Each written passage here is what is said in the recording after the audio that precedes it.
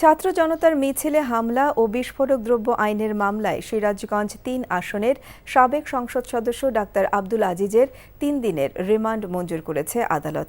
বিকেলে আব্দুল আজিজকে তারাস আদালতে হাজির করে ৫ দিনের রিমান্ড আবেদন করে পুলিশ।